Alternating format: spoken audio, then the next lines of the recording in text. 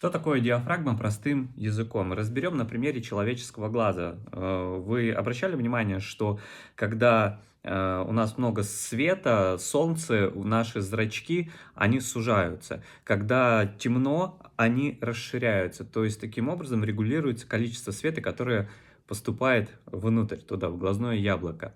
То есть диафрагма — это механизм, который состоит из лепестков, который находится в объективе.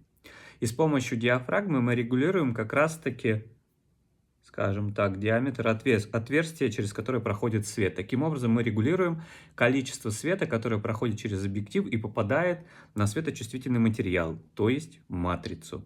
Здесь все о фотографии. Обязательно подпишись, делимся пользой. И совсем скоро уже будет курс основы фотографии. И он будет абсолютно бесплатен. Поэтому подпишись, чтобы не пропустить. Пока и удачи тебе в освоении новой профессии.